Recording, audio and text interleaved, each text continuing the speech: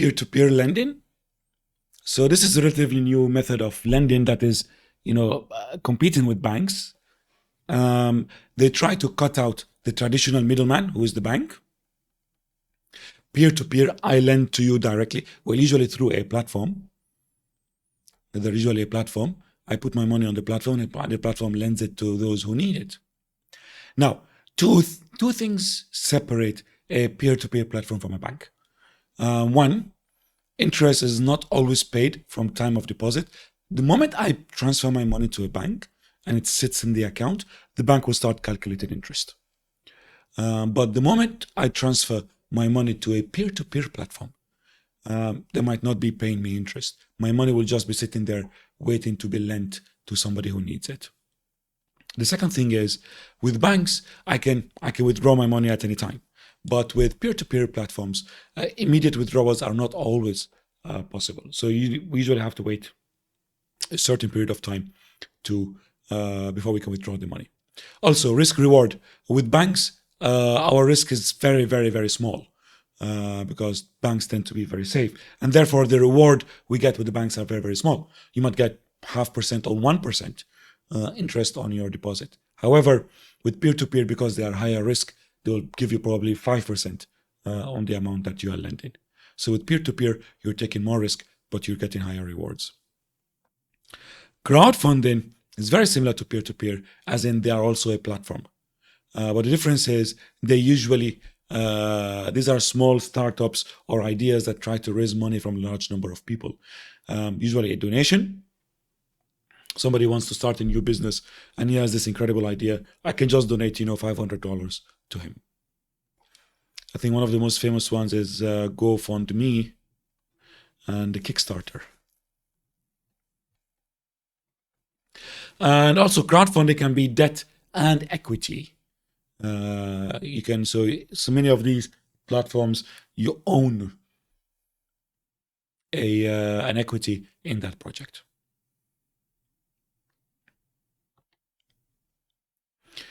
Platforms, you were talking about investment platforms. Online services used by intermediaries and investors. Again, these are websites that can be very beneficial to fund managers, to brokers. They can also be very beneficial to investors. They sometimes even arrange custody for clients' assets. So they can actually safeguard the assets of your clients. There are two types of platforms. First one is called a fund supermarket. The other one is called a wrap. A fund supermarket offers wide ranges of mutual funds. It's like a website where you go shopping for a mutual fund.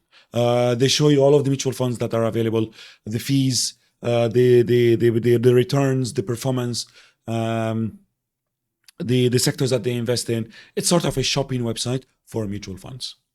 Now, in reality, fund supermarkets, they offer wide ranges of all types of funds. When we study the funds chapter, you'll learn there's mutual funds, there's unit trusts, there's OICs, open and investment companies. In reality, fund supermarkets offer all of them. But in this exam, CISI seems to concentrate on the fact that fund supermarkets offer mutual funds. So we'll just follow the exam, the book. Now, wraps are a bit more sophisticated. They offer additional services. They go beyond mutual funds. So they can also offer you pension plans, and they can also offer you insurance bonds.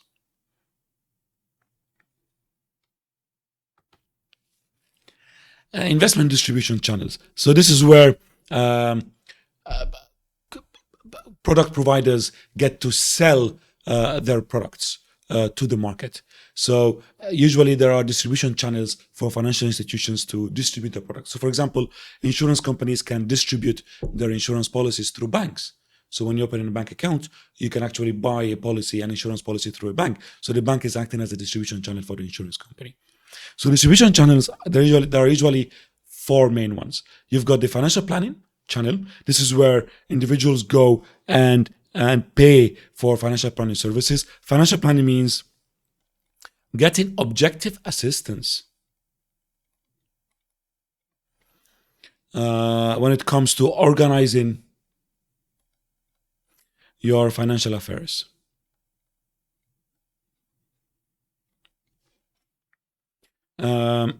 It can range from investment advice. It can range for debt advice. It can range from inheritance planning, tax planning, pensions.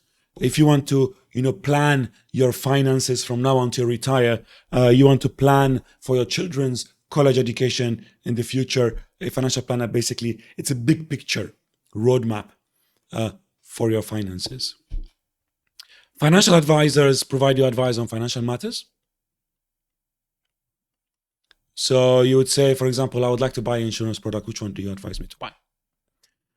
So insurance companies can distribute their products through these financial advisors.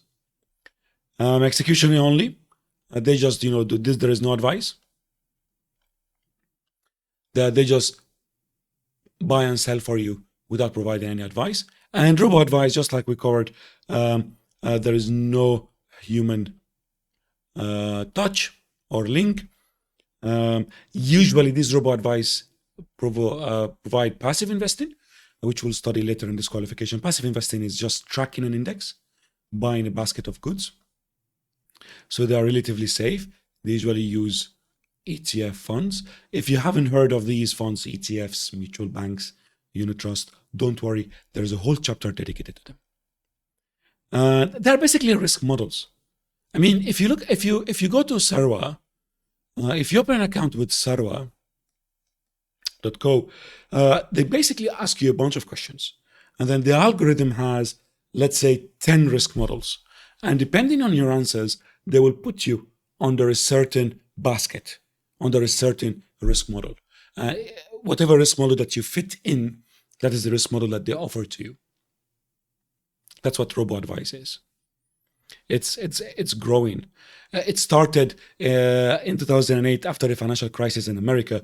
The most famous robo-advisor in the world is called Betterment. They're massive in America. And finally, ESG. The latest, what's the diplomatic term for me to use? I don't want to say fad. In Arabic, fana. But I mean, it's the latest thing that all fund managers are now doing.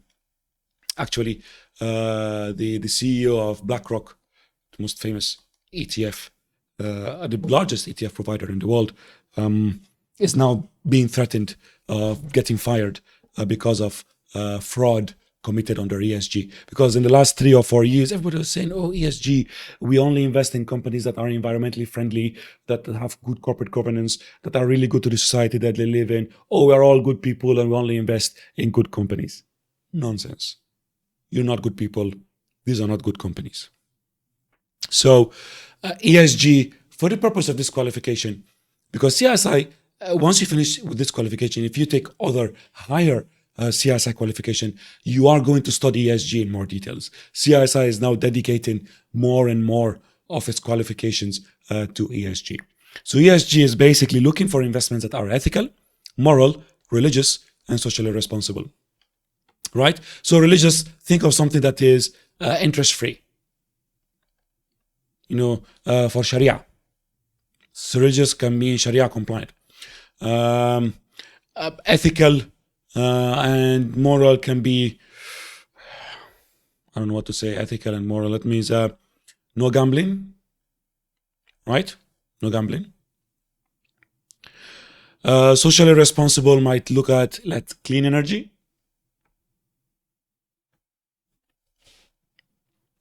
Right? These are different types of them. Some funds combine all of them. Some funds dedicate to some of these, but usually most funds dedicate themselves to all of them. Now, ESG is all about positive society impact. That's why sometimes finance people like to call ESG, they like to call it impact investing. Because we're investing in companies that are trying to have an impact. Companies that are trying to do good to the society. Companies that are trying to save the environment, to save the planet. Sometimes we refer to them as the 3 Ps. So we look at profit. Is this company profitable? Is this company caring about the planet? And is this company caring about the people in its society? But one thing to keep in mind is whether you believe in ESG or not, whether you like it or not, ethical investing, sustainable investing, impact investing, they are long-term investing. Don't go invest in ethical companies thinking that you're going to make money in the short term. You're not. These require some time to realize a return on them.